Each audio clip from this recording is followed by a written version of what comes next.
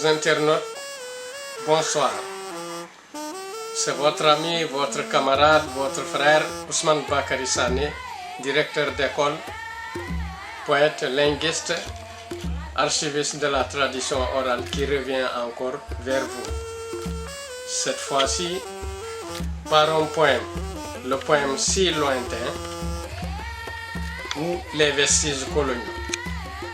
Nous partirons de ce poème-là pour dégager les vestiges coloniaux. Je vais vous lire d'abord le poème, l'articulé. Si lointain. Si lointain, je me rappelle Ata de Kachamba, virevoltante et plus belle que les lilas, avec une générosité débordante et prophétique. Je revois encore ce joueur de flûte très enthousiaste bondir torse nu au milieu de la foule compacte. La musique nostalgique et funèbre du Bounyansan se mêle au rythme ensorcelant du Kavindiken mordant. La complicité étroite du Emombol et du tambour dégage toujours un signal fort sans retour. Le message qu'il véhicule est inconnu du profane. Il reste la quintessence même du culte Diola selon les mâles. Et j'entends les murmures des flots de Koulop et de Baïlélin. Je revois en songe le caïman mythique Kamongon sur la berge lyrique du marigot Madibolon. Les cygnates battent leurs ailes puissantes quand les hippopotames sortent des eaux ruisselantes. Bignona la vertueuse, Bignona la majestueuse, Bignona la mystérieuse, je te salue. Ah Bassen, ah Manguiline, et ces Libano-Syriens du commerce colonial, Chalala, Amin, Kouéri, Bouguezeli, Savaya, Berengue. Je me rappelle encore les chalands tout près du quai et cette longue période des gramophones appelés phono dans ce délai. Je me rappelle. Je me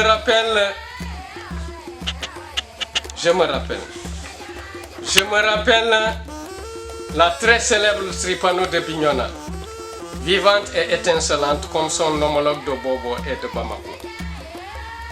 Le camp des pionniers devenu camp militaire, portant fièrement le nom du célèbre lieutenant Mankadjan, le fils de Bignona, notre fils qui adulte. Et le son rythmique du bougueur berce encore mon esprit confus de bonheur. Où est Polignas? Où est Tempérène? Où est Émile? Je me rappelle le réveil brutal des nénuphars qui hantaient toujours le sommeil des sangsues dans les mares. Les hérons au long bec des ténèbres survolant l'horizon téméraire. Et les hiboux en nombre poussant des cris lugubres. Je me rappelle. Je me rappelle encore les libellules blanches et noires, jaunes et rouges, survolant la surface bleue des rebonds. Voyez Ziguinchor avec son commandant de cercle avisé. Voyez Bignona dans sa subdivision caricaturée. Voyez vous autres chefs de canton très inspirés. Je revois surtout les Serbes ou gardes-cercles très intègres. La patrie vous légitime, la nation vous rend un hommage sublime, comme dans cette harmonie toute féerique, quand Esimbing et Kalankogne entendent ensemble leur cantique. Si lointain, je me rappelle. C'est la fin du poème. Donc, il faut rappeler d'abord que le vestige est tout ce qui rappelle une chose qui n'est plus. Par exemple, les derniers vestiges d'une civilisation. Un vestige peut être matériel ou immatériel. Donc nous sommes ici en présence d'un poème didactique. Nous allons faire fi de la forme acoustique de la rime et de sa valeur, parce que ce n'est pas ce qui nous intéresse aujourd'hui. Donc, faisons d'abord un commentaire composé. Le poème commence par l'évocation d'un personnage Il s'agit d'une jeune fille, à cette époque-là, une fille vertueuse et très généreuse. Je me rappelle Ata de Kachamba. Donc son nom populaire était Ata Sané, originaire du quartier Kachamba du village de Diegoun. Diegoun se trouve dans le département de Bignona. Je salue au passage Monsieur l'inspecteur Malal Sané, IF de Fatigue. Je salue également mes promotionnaires de l'école normale William Ponty, Alfseni Ousseinou Bodian, bibliothécaire et archiviste de l'université Hassan Sek de Ziguinchor. Je salue également Daouda Bodian, qui est directeur d'école et chef du village de Mpak, c'est un promotionnaire aussi. Je salue Noa Guéyu, ils sont tous de Diegoun. Donc Diegoun, c'est un grand village avec de grands intellectuels, et ce dans tous les domaines. L'actuel calife général du département de Bignona, le grand guide Fa Mfansou Ousmane Bodian, est du village de Diegoun, à ce grand village. La deuxième partie du poème nous plonge dans la découverte du riche environnement culturel et artistique de la communauté Diola. Ce joueur de flûte très enthousiaste, la complicité étroite du hémombol et du tambour. Donc, le hémombol et le tambour sont deux instruments différents, avec deux sonorités différentes et deux pas de danse différents. C'est au niveau du Bounyansang,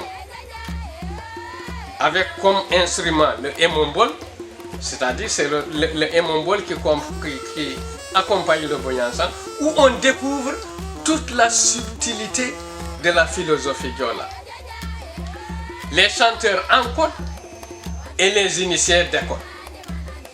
Donc là, ça me permet de rendre hommage à de grands philosophes du Bounyansang. Nous avons Bitia de Ebogolay, nous avons Anifan et Koubéré Koli, tous de Diakoy. Nous avons Sambou Djamé qui est de Baton. C'était de grands chanteurs de Bounyansang. Donc, vous voyez, dans une phrase, j'ai dit, le message qu'il véhicule est inconnu du profane. C'est-à-dire, quand tout ça joue, c'est pas tout le monde qui a la latitude de comprendre. Il faut être un initié pour comprendre ce qu'ils sont en train de dire comme message. Dans la troisième partie, c'est le marigot de Bignona qui faisait la fierté de cette ville et qui est mort aujourd'hui. Et qui est mort en emportant avec lui tout ce qui était utile à l'homme. La flore, la faune, les produits halieutiques, les oiseaux d'exception. Dans une des phrases du poème, j'ai dit « Les cigades battent leurs ailes puissantes quand les hippopotames sortent des eaux ruisselantes. » Le jeune d'aujourd'hui va accepter difficilement ce que je suis en train de dire. Pourtant, c'est des choses qui existaient dans ce marigot. Cigade, c'est un diola. C'est un oiseau volumineux avec des ailes vraiment débordantes. En tout, je fais une parenthèse pour saluer Bignona dans cette même partie, c'est-à-dire dans la troisième partie. J'ai fait une parenthèse pour saluer Bignona sur ses aspects d'abord vertueux. Vous savez, une des églises et mosquées les plus vieilles de la région se trouve à Bignona. Les aspects mystérieux, je vous ai parlé tantôt du caïman Kamongon. Il n'y a pas que le caïman Kamongon. Il y a le caïman qu'on dit, le caïman dit de René Colli. Et ensuite, j'ai évoqué les lieux symboliques du marigot. Nous avons Madibolon, nous avons Koulouk, nous avons Baïlélé, nous avons Kandian. Ensuite, j'ai touché les aspects majestueux. Vous savez, une des premières tripanos de l'Afrique occidentale française se trouvait à Bignona. Le premier camp militaire de la Casamance, c'est Bignona. Des écoles qui remontent aux années 20, on peut les trouver à Bignona. La quatrième partie porte sur l'évocation des vestiges coloniaux. Les Libano-Syriens notamment, j'en ai cité certains, comme Chalala, comme Amin, comme Kouéri, comme Bougazali, comme Savaya, comme Berengue, etc. Ensuite, j'ai évoqué le cas des Chalans. Quand vous parlez à un jeune d'aujourd'hui, il ne faut pas comprendre ce que c'est qu'un chaland. Un chaland, c'est quoi? C'est en somme un train maritime avec des wagons tirés par une locomotive le long des cours d'eau. J'ai parlé des gramophones. Les gramophones, c'est quoi? C'est des instruments de musique. On donne la chaîne et ça tourne. Et j'ai parlé dans le poème, bien sûr, de la Tripano, qui est un poste de santé des grandes endémies. Et enfin, j'ai évoqué le découpage administratif colonial. Nous avons le cercle qui correspond aujourd'hui à la région. Nous avons la subdivision qui correspond aujourd'hui au département. Nous avons le canton qui correspond aujourd'hui à l'arrondissement. Alors, les officiers de l'armée française étaient généralement placés à la tête des circonscriptions administratives. C'est pour cela qu'on les appelait les commandants de cercle. Dans la dernière partie, c'est l'évocation d'instruments de musique très originaux, comme Esimbing et Kalonkogne. Quand Esimbing et Kalonkogne entonnent ensemble leur cantique. Donc ces souvenirs doivent nous amener à prendre conscience de notre destin et d'être confiants en nous-mêmes. Ce n'est plus l'heure de nous accrocher au passé. Même si l'on sait que c'est la connaissance du passé qui nous aide à préparer le présent pour le futur. Déjà, en 1931, Paul Doumer, alors président de la République française, disait, je cite, « Mais en fait, si vous jetez à terre le mot civilisation, si vous ruinez, si vous sapez cette notion, au nom de quoi pourrions-nous justifier notre présence dans la colonie ?» Et Maurice de la Fosse de Rancherie, si vous revenez des colonies, si vous ne parlez pas des bêtes et des sauvages, on ne vous écoutera pas. Ceci a fait réagir Cheikh Hamidou Kane dans son aventure ambiguë, quand il a dit « Ceux qui n'avaient point d'histoire rencontraient ceux qui portaient le monde sur leurs épaules. » Ceux qui n'avaient point d'histoire, c'était nous. Ceux qui portent le monde sur leurs épaules, c'est les Européens. Bien sûr, ceux qui n'étaient pas pour plaire à Senghor, qui pensaient toujours que l'émotion est nègre, la raison est laine. Donc, les Français sont arrivés en Casamance en 1828 pour le commerce, mais devancés par les Portugais présents à Ziguinchor depuis 1645. Caravane qui viendrait de la phrase Diola, Baba Karamba An, pour signifier que c'est la part de quelqu'un, que c'est le chant de quelqu'un, était très actif et très important. C'est une plaque tournante d'un esclavage organisé par des Noirs en direction de la Gambie. Quand vous lisez l'histoire de Kunta Kinte, vous aurez d'amples explications.